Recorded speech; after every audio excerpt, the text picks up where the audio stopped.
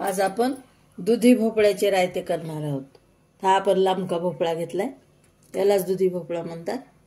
हा स्वच्छ धुवून घेतलेला आहे।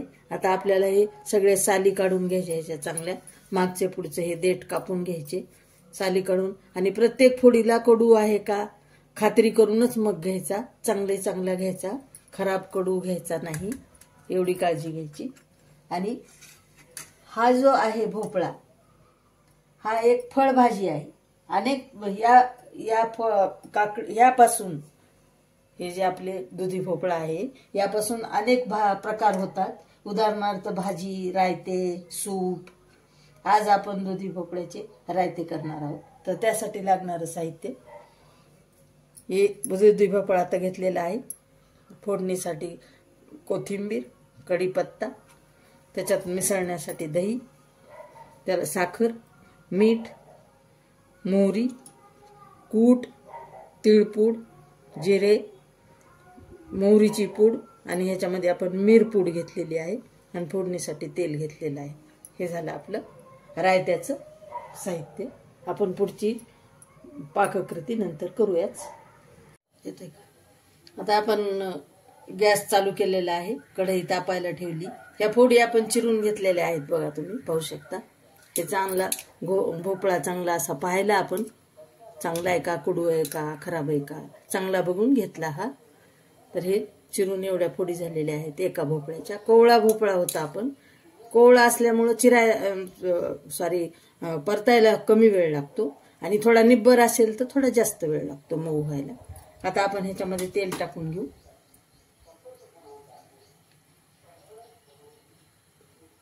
रायत्यासाठी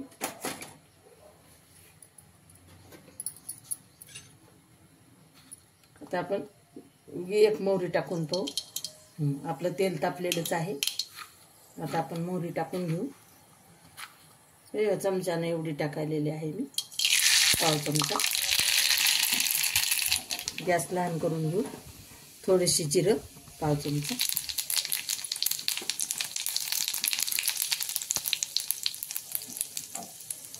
त्यामध्ये आपण टाकूया भोपळा।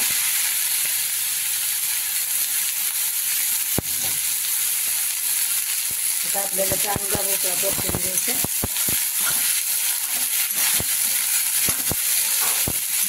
चांगला आपल्याला मऊ करून घ्यायला लागते, आणि त्यामध्ये आता आपण टाकू कढीपत्ता। त्याचा चांगला कढीपत्ता ह्याच्यामध्ये एकसारखा होते, आता चांगला स्वाद लागतो।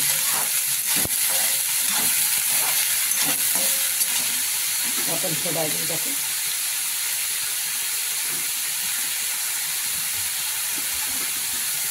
थोडी कोथिंबीर, छान आता मऊ होऊ द्यायचा छान। 15 ते 20 मिनिटं लागतात त्याला मऊ व्हायला भोपळा। आता याला ते 10 मिनिटं लागतात, 10-12 मिनिटं लागतील याला, कारण हा कोवळा आहे। आता आपण परतू देऊ।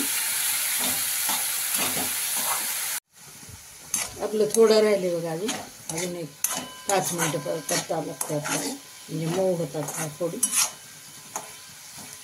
पण 5 मिनिटं अजून होऊ दे त्याला। पाहू शकतात आता बरंच शिजलेलं आहे ते, पण चांगल्या मऊ झाल्या म्हणजे रायते छान होते आपले। आपलं हे रायता आता परतून तयार झालेलं आहे। हे कढईतलं आपण ह्याच्यामध्ये गॅस बंद करून टाकून ह्याच्यामध्ये आपण काढून घेतलेलं आहे। आता ह्याच्यामध्ये आपण टाकू दही। दही टाकायचं आपण, थोडंसं शिल्लक ठेवू। ह्याच्यामध्ये टाकू थोडी साखर चवीपुरती। ह्याच्यात टाकू थोडंसं मीठ, पाव चमचा मीठ टाकू चवीप्रमाणे।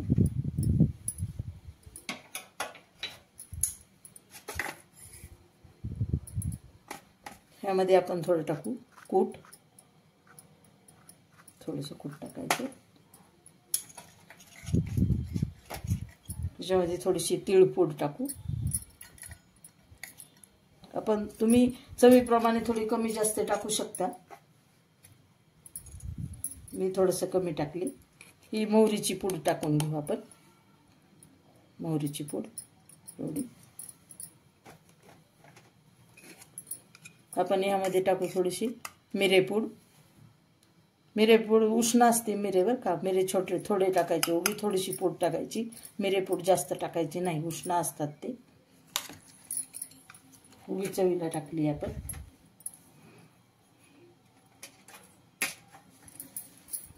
आपण यामध्ये टाकू आता कोथिंबीर थोडीशी.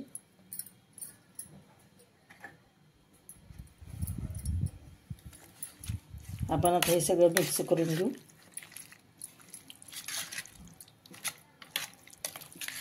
हे आपले झाले रायते तयार.